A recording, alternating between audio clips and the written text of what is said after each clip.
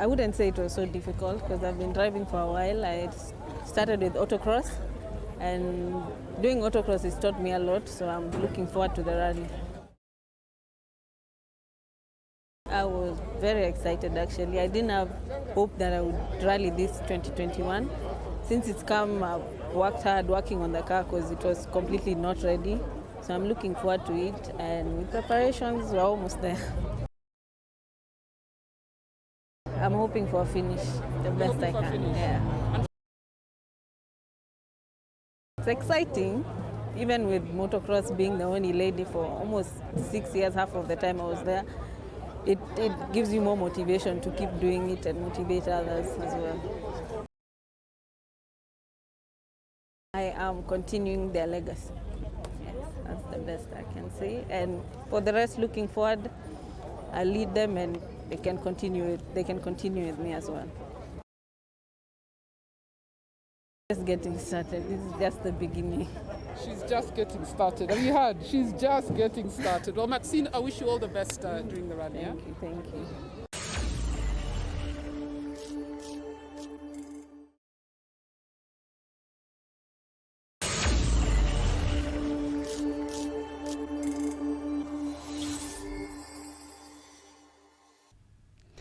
Hello and welcome. This is Radull Live. Guys, it's so good to be back. Last weekend I was partying it up in Dubai, like only a Django can.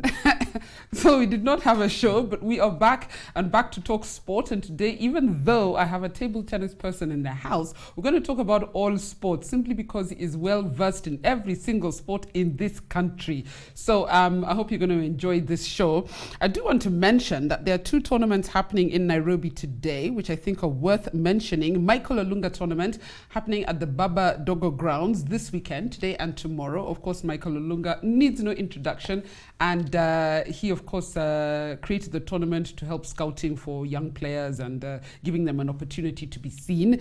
And then something that really touches my heart, former and current Harambee Starlets have come together to do the Beyond COVID tournament. That's happening at Githurai 44 Dragon Grounds. It's being spearheaded by Martha Karimi, and she, of course, with my good friend Nedi Atieno.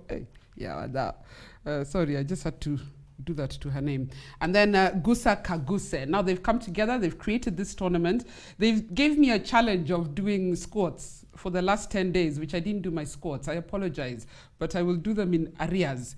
And the tournament is for fighting stigma and mental health, which I think is so critical. First of all, before I discuss this with you for 1 second, let me introduce you. Andrew Mudibo. I have to look down because you have like 10 titles. President of Kenya Table Tennis Association. That one is easy. That one is easy. Africa Table Tennis Association Deputy Vice President in charge of development. International Table Tennis Federation Board of Director. Yes. Do I add another one? There are others which you want to add at some point. Just one more. A guest of Carol Radull. Hey, I should have started with that. But Andrew, you're so well versed in every sport. So we will focus on table tennis, but I want us to touch on a lot of other sport. Starting, of course, with the fact that these Kenyan footballers are finally stepping up. They're having these tournaments to both give opportunities to young footballers, opportunities they didn't have. But more importantly, and the one that's being spearheaded by Martha Karimi, to fight mental health. And we've seen what's happened in sport in the last 1 year, especially with COVID. This is something that's so necessary right now. It is necessary. For me, it is a very good initiative. And when you do such initiative, I think they need to look at it further. It shouldn't be just a one-off. They need to look at, if you are doing this, what is the follow-up in terms of moving forward? So that it doesn't become just a one-off. It has to be relevant in the lives of even the footballers who are playing and in the lives of who the target market is. But then, of course, again, it's tricky because these are footballers who have full-time, they have side hustles, they have football. This is actually stuff that should be spearheaded by federations themselves, you know. Federations should be saying, how can we drag, instead of the other way around? I know most of the times federations look for CSR activities, for CSR to be made on them or to be done on them. But it needs to be also the other way around. Federations need to plug into opportunities that are available so that through plugging in, you're able to be exposed. You're able now to relate with the corporate world and even the community itself. As table tennis, have you guys had any sort of initiatives over the last 1 year to see where are our players, what are they doing, especially in this year where there was no sport for so long and it's affected people in different ways? They were not earning, not getting allowances, things like that. We've been affected like all federations, and part of the activities that we are looking at, because right now with the world going through the pandemic that is there, it's more or less like a race to try and bring sports back. So for Kenya table tennis, we've also been hit very hard. Now, luckily for us, we had already started some programs, like with Maisa Madara Youth Sports Association, we had rolled out in 2017 a program targeting around 5,000 girls below the age of 12 years in the slum areas and in the Eastlands areas. Now that program is ongoing, because for us what we said is that we need to give back also to the community. It's the community that builds any particular sport. You can't do away with the community. So for us, we went down back to the grassroots. Now, in terms of moving forward, we thought about issues touching, for example, on scholarships of our players, because they also need to be in a comfortable position where you know your educational side is taken care of. So we've rolled out also a scholarship program with Visa Oshual, and then there's St. Joseph and St. Monica, both of them are in Kitale. And then very soon we shall also be signing with one of the universities, or some of the universities, because we want to give a full circle for the players so that, yes, you play, but your education is also taken care of. We want to guarantee you that you'll be taken care of up to the university. This is the program that you launched. You launched it about a week ago. Yes, we launched it a week schools. ago. Yes. You know, the thing with table tennis is all of us in the whole world, we feel we know how to play table tennis. I know everybody. Everybody, even me, I think I'm good until I'm like, Allah, okay, I thought I could, kumbe, yes. I can't. But there's a difference between what we do for fun, and does the Table Tennis Federation take advantage of the fact that this is a sport that literally the whole country plays, but in terms of professionalism, few make it to become professionals? Do you take advantage of the fact that you don't have to teach people table tennis per se? What we've done, we launched a program a few years back called Tucheze Tebo. Tucheze Tebo is basically Sheng. It means let's play table tennis. Now, Tucheze Tebo is supposed to be played in each and every household, just as fun.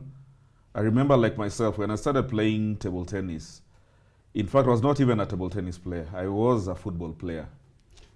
By the way, I saw Matthew Otomax comment on my Instagram and said, is this I know Mudibo, he was a very hot striker. Yeah, I was the only one who would always score goals against him, so he knows.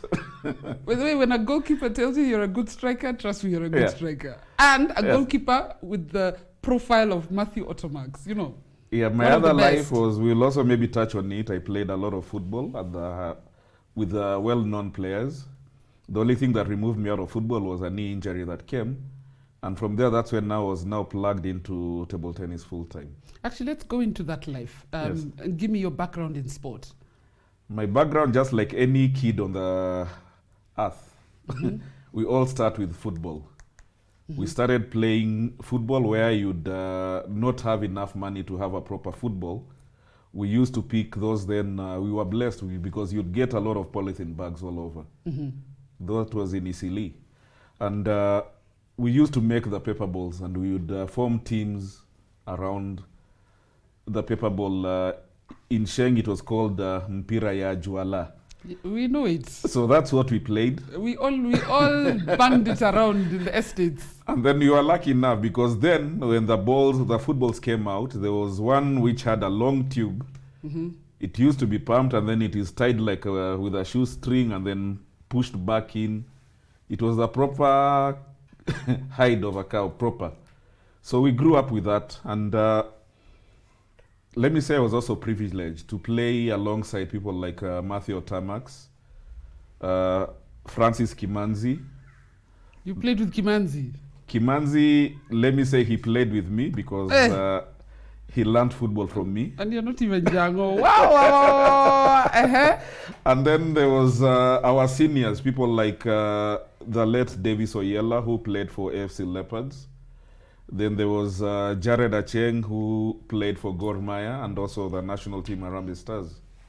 I know Jared Acheng right now, he's doing some good work in Siaya. He has a junior team that is really giving back to the society.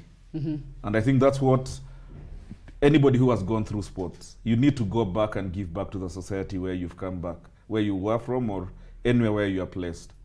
That way sport is able to move. Let me give a few shout outs and then we'll talk a bit about the state of table tennis in Kenya generally. Greetings, of course. Raima Jaka, greetings from Kingston, Jamaica. These guys take themselves around the world in this 1 hour. She just lives here in Nairobi. Ochiweda, landed from Mesopotamia. Hilda Chepto, present. Hilda, I'm waiting to see you this afternoon. We have a date. Chemu Chebutai is giving you fake Safaricom airtime. I will give you real Safaricom airtime before the show ends. Twice. I have 2,000 shillings to give away. And then Xavier Gitao Masharia, after this show, we should have something to put on the table. Like what? Something like... Min Blessing, present from Abu Dhabi. Jemu Wine Wainaina, tukondani watu wa swimming tukai wapi. This is my friend from Dubai. This time last week we were lying on the beach. So they're just sending their shout outs, of course. What is the state of table tennis in Kenya? Table tennis has taken a long journey. Because I know most of the times when you talk about table tennis, people expect that within a year, within 2, 3, 5 years, will be at the top of the world. No. Every sport, including table tennis, structures have to be put in place. And when you talk about structures, let's look at in the 80s. Table tennis was only being played in Nairobi. It was being played in Mombasa and Kisumu. Mombasa and Kisumu was not regular. Nairobi, it was regular, and it was being played in the Parklands area. So... Because it's a very Asian sport. Let's say it was high, it was then, it was Asian. Traditionally, yes. Traditionally, yes. Table tennis is more or less like cricket or badminton. Now... By the way, I'm an expert in badminton. Let me just... I think I can challenge you then for that. See. You can't. We need to bet on that. Can we bet? Yes. 10,000 shillings. No, a bottle of Guinness. Coward.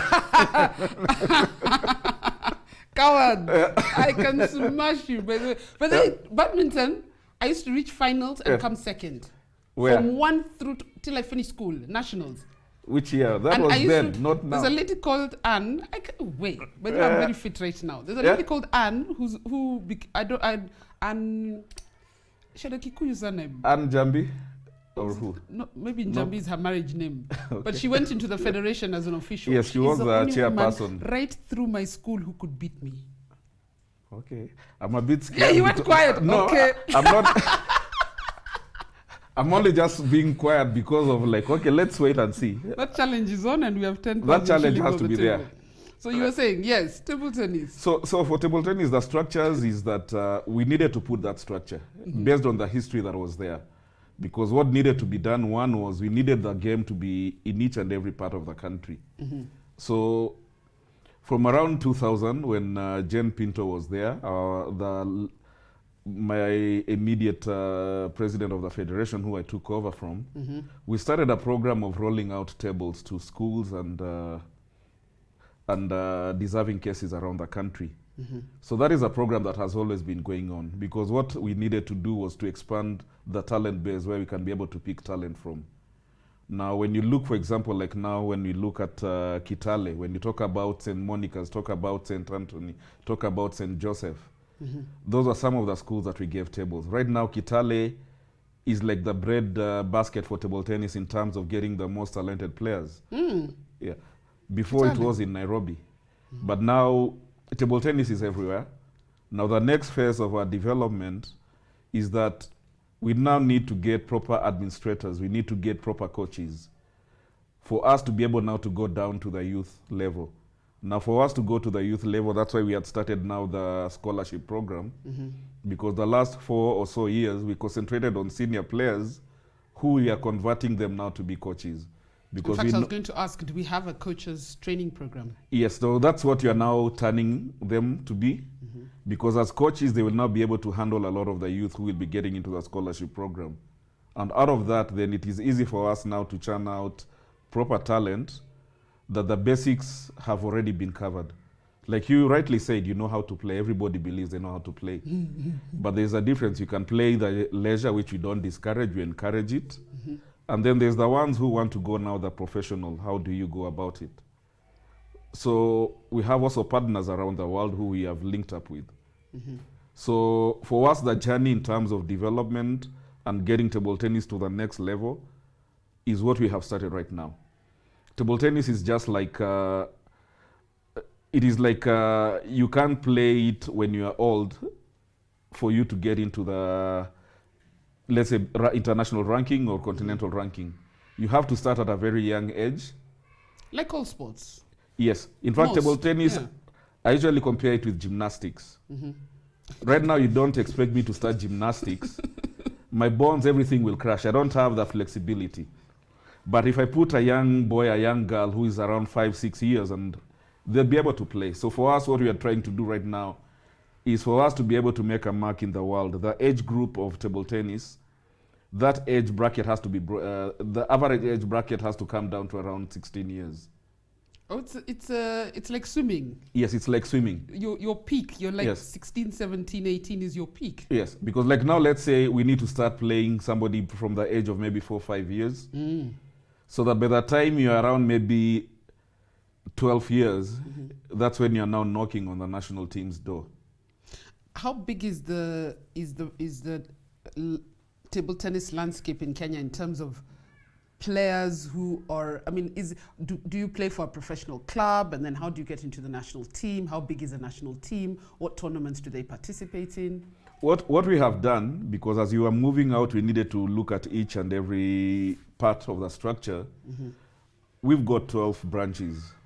Now, what we did for you to play for the national team, the branch where you said that you've registered with, you had to go back. So let's say in your case, you are from Siaya.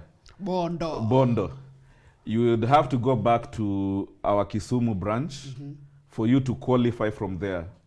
So that from there, you're able now to come back and play in the national team trials, the final one, because each branch brings in their best players. And the reason why we did that is that we want you to go back to where you come from, develop the sport also from there. Otherwise, if you don't do that, everything would be a Nairobi affair. So we are pushing the players out so that even the people of Bondo, the players of Bondo, can be able to appreciate you and see you. Do you have branches all over the country? So far, we've got the 12 branches, because under the New Sports Act, we are supposed to be in all the 47 counties. But right now, if you don't have the resources, it is difficult. It's a very difficult exercise. So you can only work with what you're able to manage and develop. Because it doesn't make sense for me to open branches all over the country, and all over the country I don't have table tennis in each and every county. Yeah. And it's not just an office. Yes, and branches, you open branches when you have activities happening. So Kenya Table Tennis will not open a branch. It is you, for example, let me say in Turukana, where we don't have. People in Turukana need to form a club, they need to form clubs. Then when we see that the activities are there, then we now pull them in as a branch, because they'll also be helping us in terms of growing the sport. So then we can say, yes, we now need a branch there. Let's now put this branch here. And then we come into the national team. What categories do we have represented now? We have the junior team, and then we also have the senior team. In the past few years, we've been concentrating with the senior teams. But now, with the program that we've started, we finished the Olympic circle, which we were not fortunate in terms of being able to get a player to qualify. Now, what does that mean? It means we need to go back to the drawing boards. Now, going back to the drawing boards is not picking the senior players to continue. They cannot make it. Developing the They next will never generation. make it to the next Olympic Games in Paris in 2024. Now, what we need to do with the senior players who have been there is that they need to pull up now the junior players, because the juniors will stand a proper chance.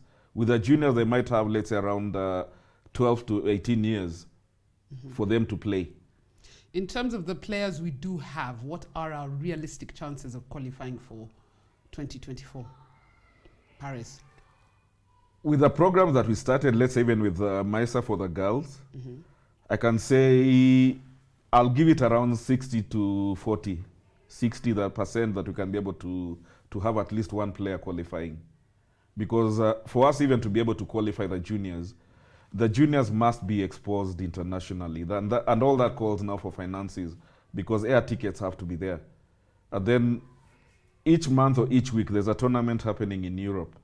So for me to be able to send a junior player to Europe, I have to put a whole platform around the junior player. One, I have to get coaches who will be traveling with a junior player. Two, let's not forget the educational part of this junior player. The junior player still needs to continue learning.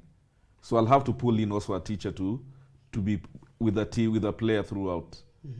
So that is a whole thing, but it's not that it is impossible, it is something that is workable, it can be done. In terms of resources, what do you need and what do you have and where do you get them? Let me say finances is obvious. Financial resources is required. Resources is money. Money is required. Equipment is required. For us to be able to get the best talent, there has to be equipment. Because most of the time, what pulled table tennis back was that equipment was not available in the country. If you look at a table of table tennis, one table was going for around 80,000. At least there are some levels which are there. Some right now you can get maybe at around 35,000 for a table.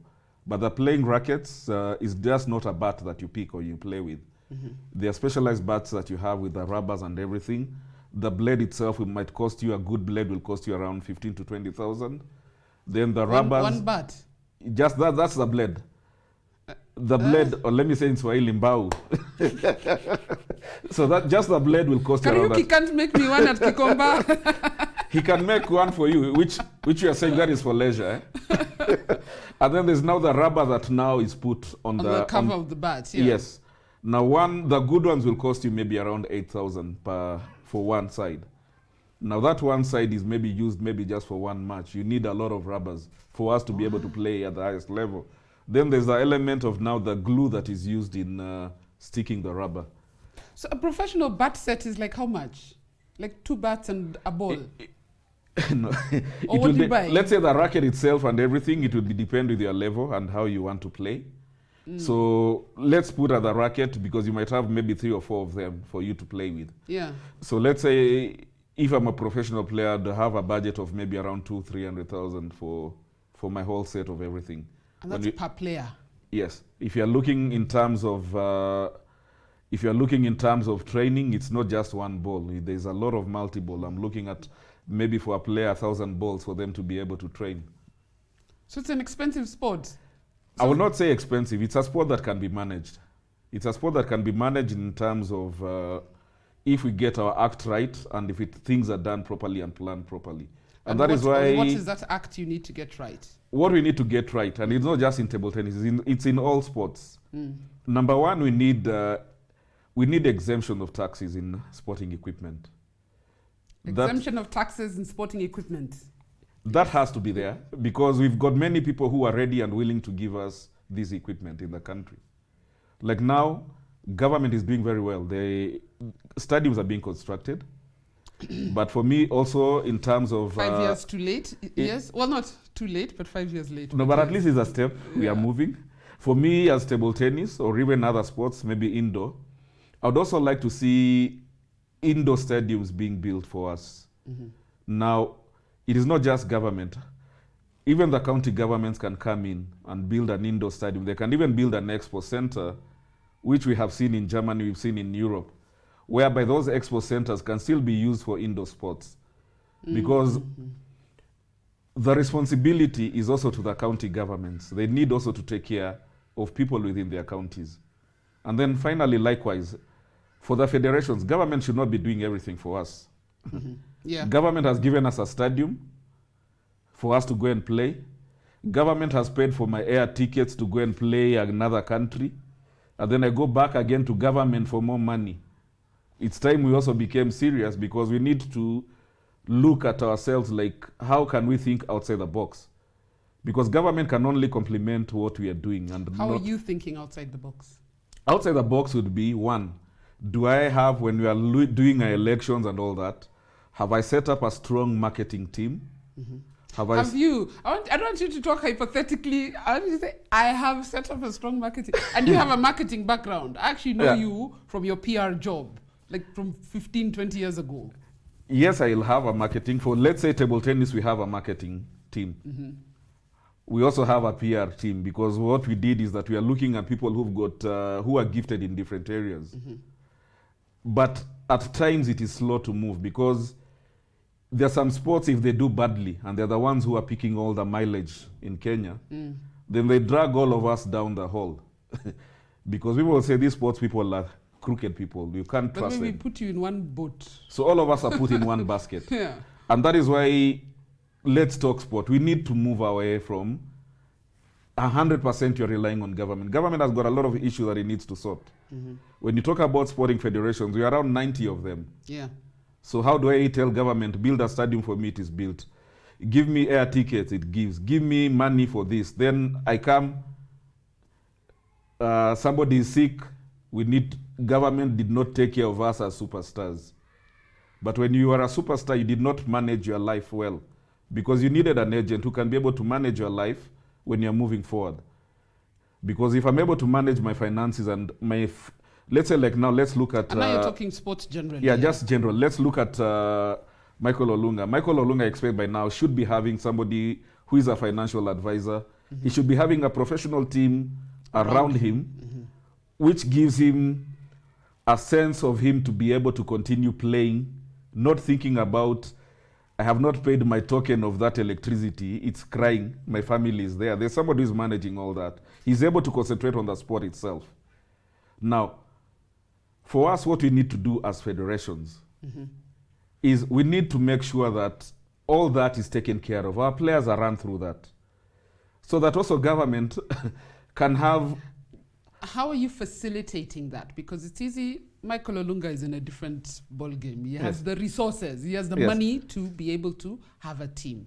Most of our sports, and I don't know the state of table tennis, but most of our sports, the players are barely earning enough for themselves and their costs, let alone having that agent, that manager, that marketing person, that personal assistant.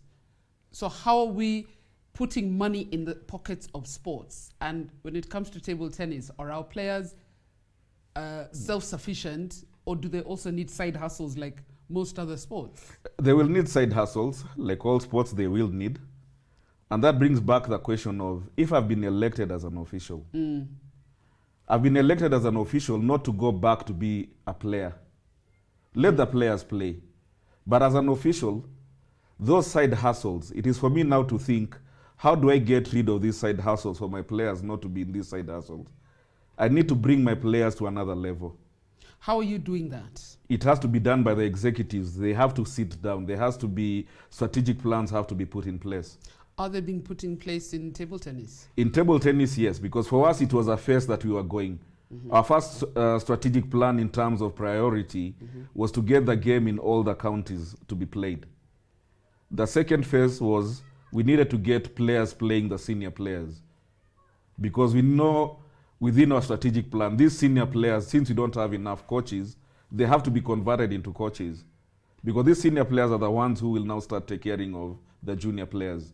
Now, what would be their side hustle, or even maybe their main employment as senior players? They will have an opportunity to go and coach.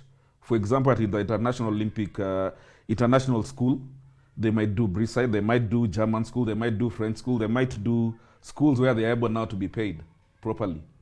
It becomes now they are living, because that is what we need now to create. I'm seeing a few questions here. Ochiweda says, what's the right age to start introducing kids to table tennis? Table tennis, even from the age of 3 years, is good. 3 years? Yes, because what will happen with 3-year-old is that the level of concentration will not be there. But the youngest one is just like education. You teach. At 3 years, I will reward the child more and get them to start learning the different techniques that are there. In fact, his follow-up question is, what age does the junior player end? Junior will end at around 19 years. We are looking at 19. That's really junior. Because you are looking at different categories of playing. Because these juniors, like you can't tell me, yes, juniors ending at 19, but here I am, I'm telling you, table tennis at 3 years, you can start playing. You expect a 3-year-old to play again as a 19. It can't. No, there's the development because the phase. development phase has to be there based on the different phases that are there. Victor Kipsorono, he says, following live from Kericho County, MC Planter, grassroots structure is very important, which is what you were talking about, the fact that you're building, you're reaching out to... In fact, let's look at grassroots. When you talk about grassroots, you need to leave that grassroots. You need to leave the talk. When I go to a farm, I plant seeds. I need to weed that farm for me to get the best crop that comes out. It is the same also with grassroots. Investment has to be in the grassroots. In fact, for me, what I usually say is that it needs to be the opposite. We should not be investing 100% in the main national teams. 90% of investment has to come down to the grassroots so that we have majority of talented players and a pool of players to be there. Main national team. Let's say, like, for example, let's look at, let's say, football. And I will equate it with even athletics. Let me use athletics. If Kenya is very good in athletics, now there are some certain races where maybe only taking 3 athletes to go to the Olympics or the world events. But when you look at that statistics or the rankings of Kenyans who have achieved, you'll find maybe it is a field of around 200. Now, these 200 know that they cannot make it to the national team. Now, what happens? They now end up running for other countries. In fact, there's a time Rudisha put up a post and said 400 have qualified for, I think it was world champions or Olympic timings. Yes. And yet, less than 100. For me, that is a very good problem. If you're having 400, push it down to table tennis. I'll be very happy if I have 1,000 players fighting for maybe 5 positions in the national team. Because it shows what will happen if it was football. This is where now these players are able now to go outside the country and play in the professional leagues in Europe and everywhere. When that happens, there's a lot of things, if you look at it backwards, that will happen. One, the family life around the player's family and even the people around him will improve. There's the financial benefit that comes in. It's easy for us to increase the infrastructure. In terms of sports leadership, it is easy because it forces us now to measure up to the high level standard. There's a comment here I want to read. Brian Mantize Opio. He says, I am an alumni of St. Joseph's 2014, and the guys did well in tapping the talent in schools in Trans Nzoia. I remember those guys playing on dining hall tables. Kudos, Mr. President. The dining table wasn't mine, it was for the school. No, but we will continue. I know it is a positive. Where people start. That's why I said even at home you can play. That's why we said to chase a table. We want you to play. Even this table here, you can play table tennis. On my expensive Luo furniture. I'll give an expensive table tennis ball. James Goro says, well done, President Watiti. Edwin Odipo, he's watching from the States. He says, James Goro Ronge is also a footballer. He played for Gor Mahia. He's also an official of table tennis. I used to defeat him. I know he'll comment back. Is he praising you because he wants a promotion? No, he doesn't want me to play him. Just the same way how you don't want me to play in badminton. So, but Ochiweda says he's the umpire in that game and will play. When? But in the next 1 week. But I don't have his contact. I need the contact of the umpire. I have his contact. How come me I don't have? Okay, you can bring yours. I'll bring mine. Odipo here he's based in the States. He says our government will build world-class table tennis center within the next 5 years. Okay, is that a question or I don't know. Then Ochiweda says the one in Kamaring is complete. There's one in Kamaring. Where is that? Where's Kamaring? You know, when we talk about infrastructure, is that you need to look at the infrastructure of sports. Like for me, what is my infrastructure for table tennis? My infrastructure is, let's say the football pitch, there's a football pitch. My infrastructure is the tables. I need the tables to come in. I need the rackets to be there. If I'm able to get a table in each and every school, I'll be very happy because that's my infrastructure. Then what are the responsibilities that come in? I'm not saying government's responsibility is 100% this. That is why you have a federation. The federation has to it has to think, how do I put in this? How do I get sponsors to come in? How do I get the community to be involved in terms of putting up a table tennis structure? Maybe where we are staying, there's no room for a football pitch to be there, but there's room where a table tennis or a badminton court can be done. Can fit. I want us to take a short break so that you can have a glass of water. When we come back, you have to tell me about all these other titles you have and how they feed into the development of our table tennis. And there is a time you called me Mudibo. Yes. And you said, Radull, I am quitting. And I told him you can't do that to table tennis in Kenya because you're too passionate. We have to revisit. That's coming up after this break. Just for 30 seconds. Don't go anywhere.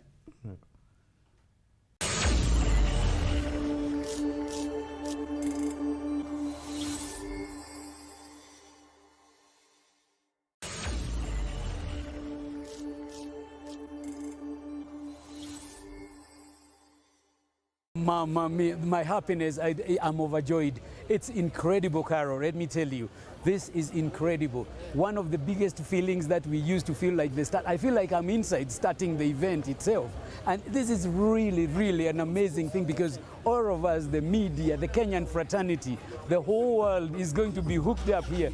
I remember just 2 days ago, Mark Wallen called me from Finland and he said, Patrick, moi moi. I said, moi moi, hello, hello in Finnish.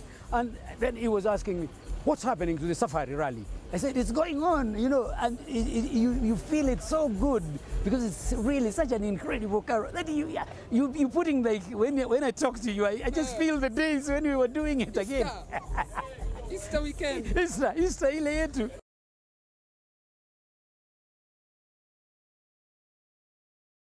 Such a big, amazing boost that Betika has done, and we have to really, really loud them up. We have to congratulate them because it's been amazing. What Betika has really done is amazing because now it boosts them up and it's given them the extra turbo boost that they really need for the speed because Betika has really, really, really worked very well.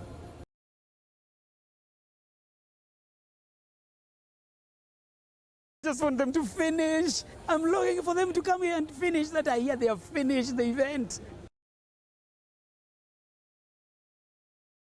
It's the biggest achievement that you can be able to do.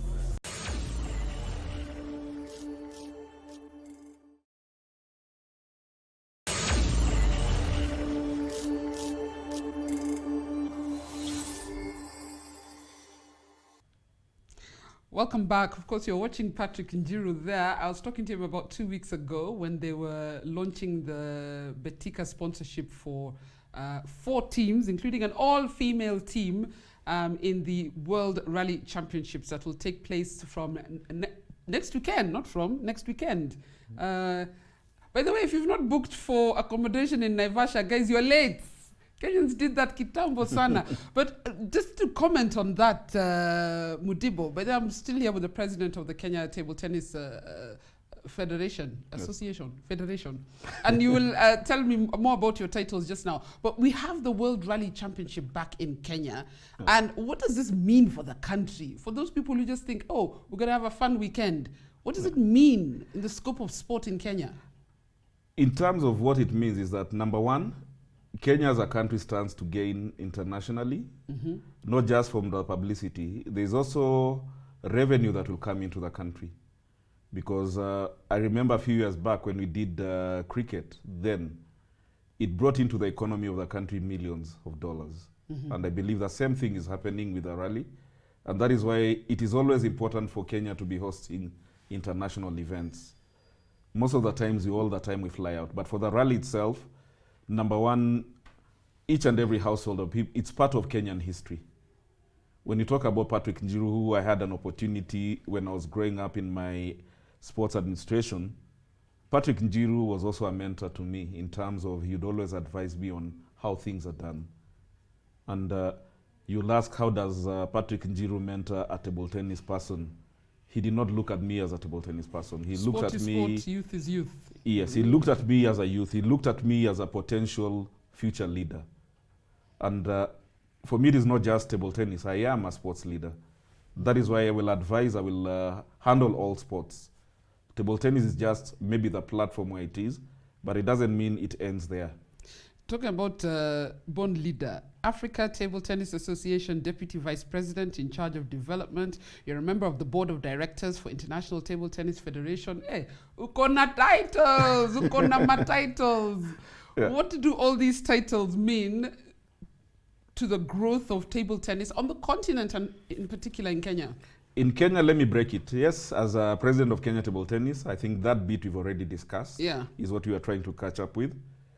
In terms of Africa, is that I'm in charge of the development. I know many people clapped. They were saying now Kenya we are now moving in development. What people need to understand is that we are around 9 officials in Africa, executive. Each official has got a title and different areas where they need to run with. Being elected in charge of development is that, number one, my role and duty is that I have to align the development of Africa with a strategic plan that the International Table Tennis Federation has set. I have to align the development of Africa with a strategic plan that the Africa Table Tennis Federation has. So many people were saying, now we have it.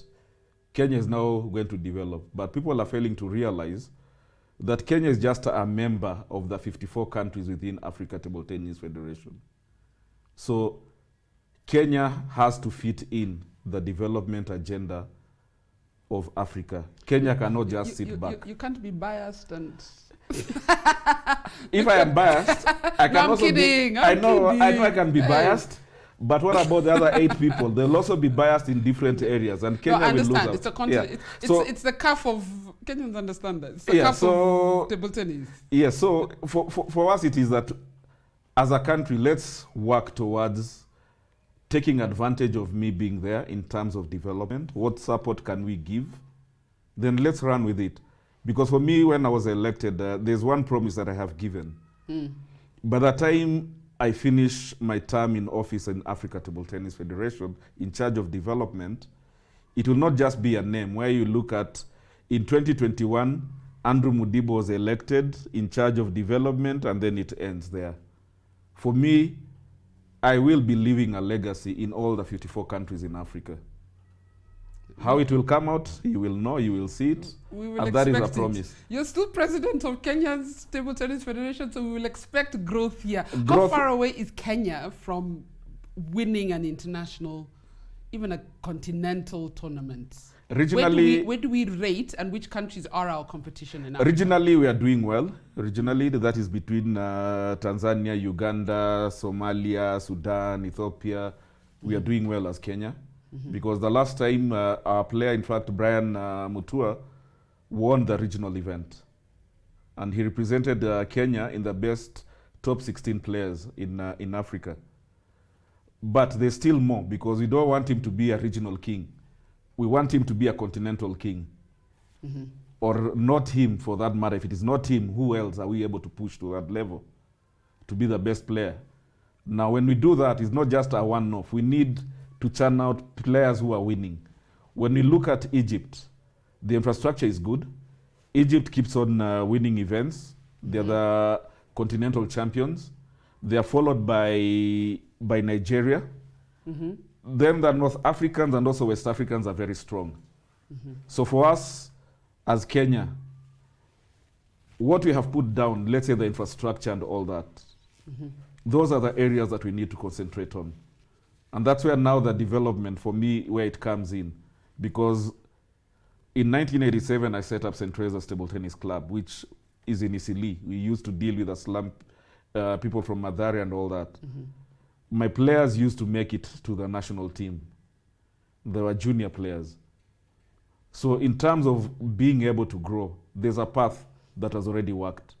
And I know that if the discipline is there, and the commitment and support from everyone is there, and likewise we also relate and give back to society, then I would say in another 14 years, 15 years, Kenya should be at the top of Africa. 15 years? Yes, it is not, you can't just wake up. You have to plan long term. So those players are 3 now. They're 3 years old now. They'll be 3 years old now, but how do I invest in that 3-year-old is what we should be asking ourselves. Actually, I didn't know it was that young, which means we need to start, and not the we need to start educating parents. Yes. That because for you it's gone, it's happened. You're too Yes. old. You and me were too old to play professional table tennis. But you can still come back and give back to the sport at a certain level in different areas, either as to administration tap a or 3-year-old, you Yes. need to buy the parent in. yes. You know, the parent has to be a fan, or the parent has to understand. And that's why to chase a table starts from the house. It starts from this expensive dining. In my house, it's starting in the table. next year or so. Yeah.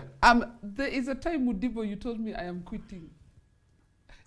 I've known you forever. You Yes. have done so much for table tennis in this country. There's a time you were so stressed and frustrated. You told me, Radull, I'm quitting. And I told you are not.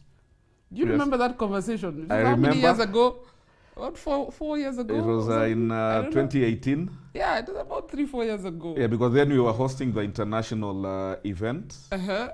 And there were things that were not working out, because when you host an event, there are different partners who come on board. Mm-hmm. And if one partner is not meeting the obligation, Mm-hmm. and it looks like it is a favor, then it doesn't look well. Then you know, there are times where you know you can't squeeze water out of a rock, you need to move. There are so few people in Kenya who have the passion for sport, like some of us, and you're one of them. Yeah. And please never ever say you're quitting, because you've reached a point where it's not in your hands. You know, it's a service Yeah. you owe people. I know. Now that you say you're a bond leader, when Yes. are you going to Quit. No. When are you going to campaign to be CS for sport? Because you're versed in all sport. People watching today probably only heard of those who not played with you, know you as Table Tennis Federation President. I know you as someone we've discussed literally every sport in this country with you at some level over the last 15 years. Yes. We need somebody running sport in this country who understands that. And that you've been very courteous towards the government. Yes. I think you've been over courteous, but we won't go there. Carol, that's our government. It is not anybody else. This is our And government. I pay them taxes, and they do not deliver for me when it comes to sport. That is my beef. We have got no beef, because I know we need to expand it. You want me to be You a have no beef CS, because you you're a will, federation president and you but need when them I'm now. the CS, Carol, if you're talking like this, you'll really beat me up. Huh? Mudibo, when you become this, I'll be at your door. Huh? Do you know they changed the plans of Kisumu Stadium? By the way, I still have beef. They forgot that they had an Instagram account where they Yes. put the original plans about 3 years ago. Yes. And I shared them on my account. And they changed the plans for the Kisumu Stadium. And suddenly they're like, look at this beautiful job we've done. You know, Carol, what we need in Kenya, in terms of, let me say, working with government, we need to have conversation in each and every step. We need to engage, we need to talk. So that there are times maybe they understand maybe why things were not done in a certain way. But maybe that information was kept from us. Now we need to get into a conversation where we are able to understand, so that we appreciate where they are coming from. Which I think they kind of, I don't want to use the word fail. They're challenged in that area, because when I put the original plans of the Kisumu Stadium on my social media about 2-3 weeks ago, people were like, Radull, those are not the plans. Here are the plans, and the stadium looks like the plans. And I said, no. This is their own account, Spirit of Kisumu, which was run by the county. And if you go 3 years ago, when none of you were paying attention, the plans are still there. I have a feeling they've taken the account down. But I said there's nothing wrong with changing them. Yes. Just communicate so that we know what to expect. Just communicate. By the way, everything is communication. People fall short, things happen. But when you communicate, I'll understand that, oh, because of this reason, you changed, which is not a bad thing. Yeah. But don't try and say, Radull, where did you get those plans from? Don't deny, because I'll prove you wrong. Huh? But maybe you got the plans, Radull. But did you get the different contracts that were signed? No, I didn't, which is why I'm just saying, don't come, because they sent people to my Facebook to rubbish me and ask me where I got those plans. Yes. Don't. Just say things changed. Yeah. Because for me, I know, like, within government, it's not that I'm defending government or anything, is that within government, I know, because like I had an opportunity at one time to do some kind of activity at Nyayo Stadium. And there were different arms of government that were involved. Like now, if you say building the stadium, I don't think money can come from the sports fund or the Ministry of Sports. But who are the people within government, the ministry that is in charge in terms of buildings and all that?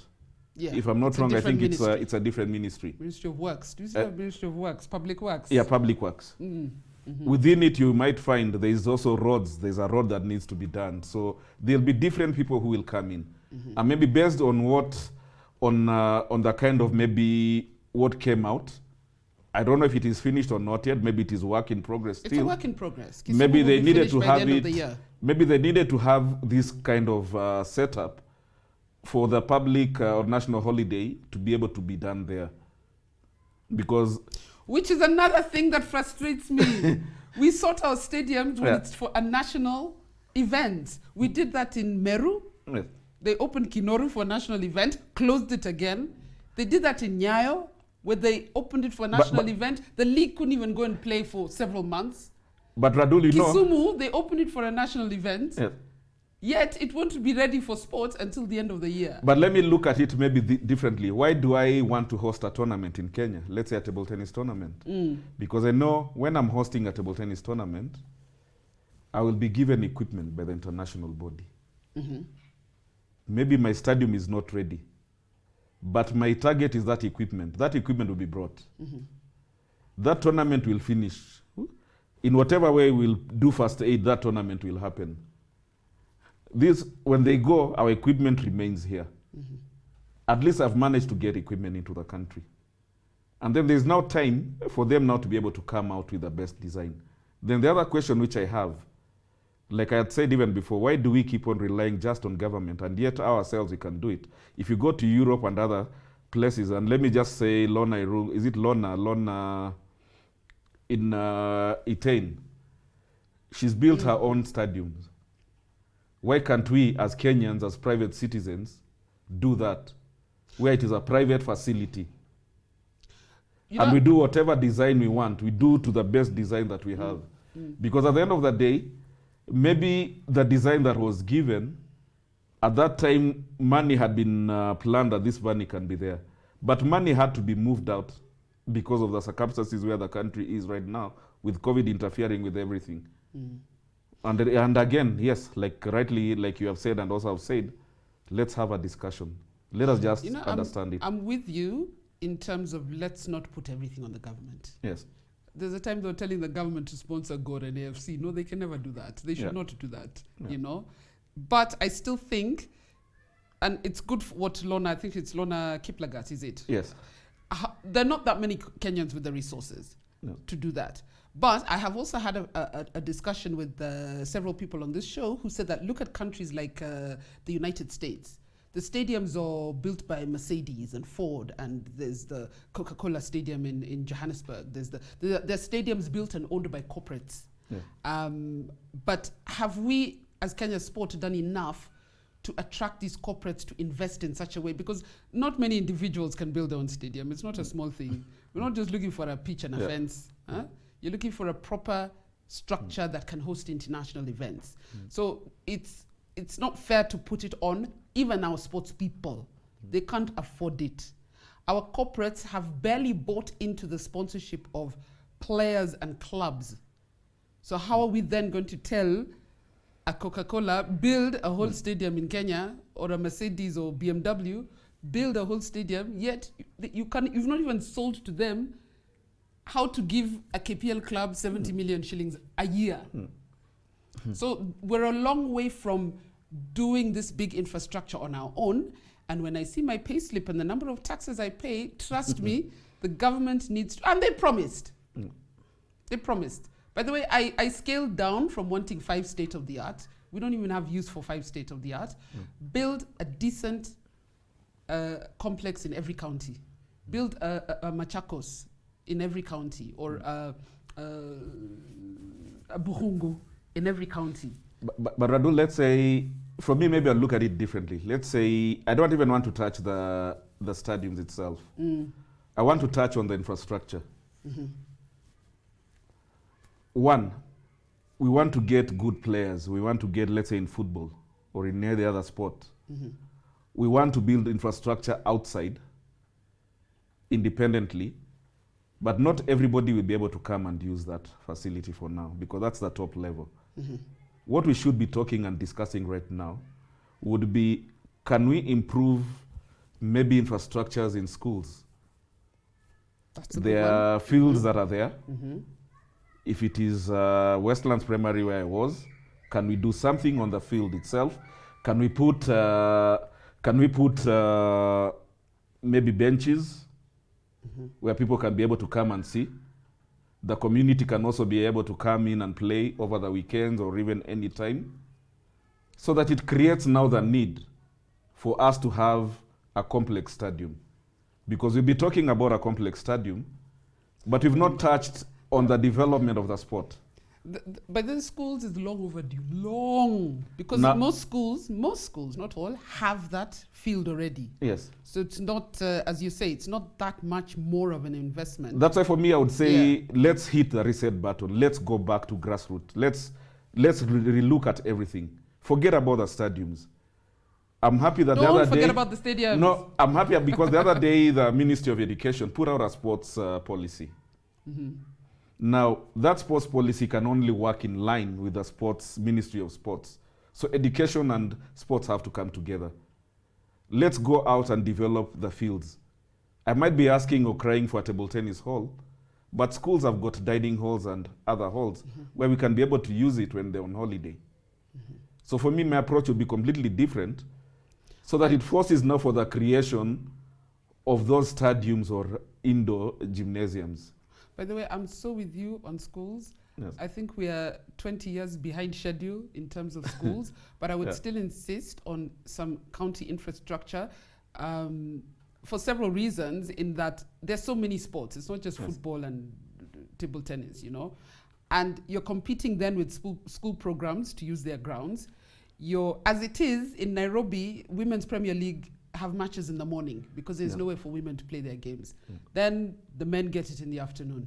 And that's why I was saying, like, if and the you schools use had... Toyoyo. How are you using Toyoyo for Kenyan Premier League, you know?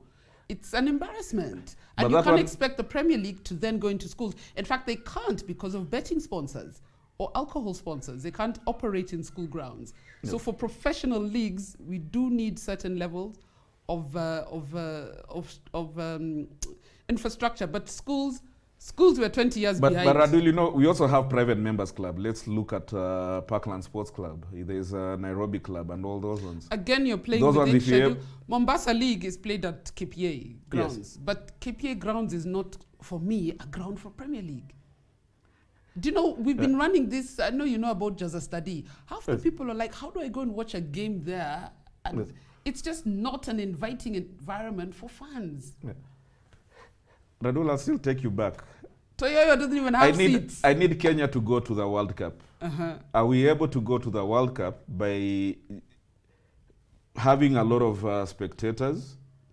Is spectators the main priority, or the main priority would be for us to have best equipment for players to play on? It's a combination. Because the reason I put so much emphasis on spectators is because that is where you get corporate involvement. Companies are not CSRs. Don't you want your players sponsored by big corporations? They're businesses, they're not CSRs. They're looking for consumers. Where are the consumers? The consumers are your fan base. And that's so where you can't ignore them. That's where we now need to pull the corporates to come in, and we show them the need that, listen, we are playing our leagues in Toyoyo. We need a proper stadiums. I'm sure if we spoke with Safaricom, the blue chip companies, they'd be able to pull in together. Mudibo, that has been done. At the end of the day, Safaricom wants to sell airtime. They will sell the airtime, but... in 10 years, when that infrastructure is complete? But we need to start from somewhere. They can say maybe we are doing 10 blocks. It is 1,000 bob. Here you are 10. So we need to go around. There has to be a purpose towards it. For me, it's a 360. Yes. There's a federation who should be focusing on the equipment and the development. There's government who should come in at some level of infrastructure. There are corporates who maybe should look and say, okay, let me make it a CSR and give you some money. And then there's the fan base, the spectators, who are the ones who are targeted by the corporates.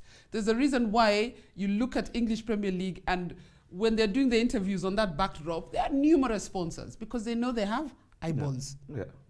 And if they have the eyeballs, the sponsors are giving you the money, the federations and the clubs then have resources to buy the equipment, and you're not begging anyone that, oh, please just build us something, oh, please buy us equipment. You're not begging anyone. But it's a 360. It is a 360. In fact, like the other time, just a while back, I was talking about issues of government support, the way we cry to them. Why don't we cry also to the international federations the same way we are crying to government?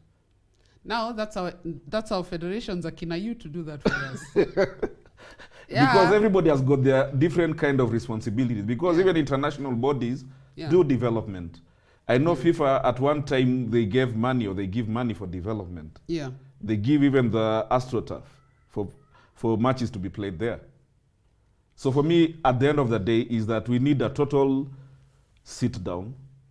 Forget everything that is happening. Yes, it's happening, but let's take a step back. Let's revisit everything. Let's put a proper plan in terms of infrastructure in sports. And put pressure on the right people. I'll give you an example. I hosted a team here from tennis, the grown-up table tennis. Okay, I take that back. That is our cousin. Your cousins in tennis. And they were saying that out of the 3 international, they call them high performance centers. There are only 3 in the world. Yes. One in Morocco, one I think in Samoa, and one in Kenya. Yes. And the one in Kenya, they were given a facility somewhere in Upper Hill, and they play at Nairobi Club by the International Tennis Federation. And all the government was asked to do is pay a percentage of the rent. And then 2 years arrears. And the government sat down and agreed, you're bringing a high performance facility here. We're attracting young players from all over East and Southern Africa to come and play here, and the government won't pay rent. Your government that you're defending. I will still defend my government. Anyway, but let me touch on. I'll not touch on that. No, I just want us to look at, even as federations, because sport is a business. Yeah. Now, as a business, we are supposed to have money that we save. Money has to be saved. It's not a matter, I got 100 million this year. Next year, I'm negative. It cannot be negative. I also have to put something for a rainy day. And I need to plan. So I'm not saying that they did not plan. People also need to look at what is the situation that might be there. Number one, His Excellency Uhuru's government, there's a new government that will come after the elections are done. Priorities might be different. We get new ministers coming in, new PSs coming in. The direction maybe they want their ministry to go might be different. Maybe what was agreed on maybe wasn't, maybe people got into their comfort position, their comfort zones. And that's why I'm trying for federations. We need to get away from the comfort zone of relying 100% on government. Yeah, that I agree with you. Yeah. By the way, I agree. And even though I focus a lot on spectators, I tell them even you have a role. Yes. Because you can't say you love this sport and you're also waiting for somebody else to do all the work. Yeah. These tournaments we're seeing the sports people doing, you probably have the resources to do that and to do follow-ups. Yeah. Like and you probably have the networks to bring in other professionals, like you're saying. If you're having a mental health tournament, how do you do the follow-ups, you know? Maybe... Like we look at spectators, there's merchandise. Yeah. Gor Mahia will have their shirts. But now, a spectator goes and buys a jersey of Gor Mahia, not from the official supplier. Yeah. Now, as a spectator, you're even killing the club that you're supporting, because you need to buy the official merchandise from official outlets. Can I defend the spectator? Yeah. A lot of clubs don't have their act together. Yeah. A lot of clubs don't have their act together. I found out the other day when I was buying Gor Mahia gear that the person who runs the official handles is actually not an official employee. So he has refused to market the Gor merchandise on official Gor Mahia handles. So you have Dolphina running around on her own trying to market this thing on her Facebook page herself. AFC Leopards, the situation is even worse. Yes. I don't know what happened to the container.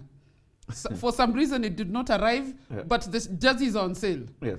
But it did not arrive to whoever ordered. It's a mess. Yeah. Unless it is Wazito or maybe Zoo FC, half these clubs do not even have their act together, which is why I end up going to my friend Harun on Moi Avenue and buying these jerseys. Unfortunately, it doesn't get to the clubs or the main players who should benefit. Yeah. So clubs also need to get their act together. Yeah. They so don't have their act together. It's frustrating, Mudibo. We know we can talk forever. So we'll talk forever. We can talk forever. You asked me three.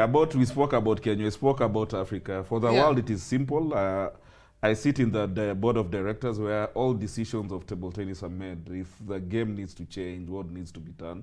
So from Africa, we are 8. I'm amongst the 8 in the world body. Okay, but you don't say. I don't say it now, but I'm saying it. You won't say. I just hope, I mean, I've enjoyed this discussion. I hope we have an opportunity to get Kenyan players to advance to the next level. Yeah, and you've been in office as president for how long? Sorry? Our elections are due this year for Kenya. For the world body, elections are also due this year. Just because the corona pandemic delayed us, we couldn't do anything. And we are hoping that things can open up. Because also at some times, it is not good to stay in one position for long. So what's your next position? My next position is, it's where I am already. I'm already a leader in sports. And my next match is, I hope we'll be able to go live when I'm playing you in badminton. You want us to play live? Yes. Are you ready for that embarrassment? Yes. Whoa. We are setting a date. Guys, thanks for watching. Whether I've enjoyed this discussion, but we still have to talk. Guys, thank you so much for watching. I hope you got Safaricom airtime. And for your friends who missed the show, please share the link with them so they can watch the show. It will be pinned on this page in the next couple of minutes, and you can watch it at any time. But there are not so many people watch live, but most people watch within the next 7 days. That's when guys come and decide, what you know your show also helps in terms of sports growth. It also helps us in thinking where did we go wrong, because we can never have the monopoly of getting everything right. By the way, it's not a one-man job. Yes. It's not. And when there's criticism, it is good. People need to take criticism in a positive way. And I've always been saying, when you criticize me, please give me a solution.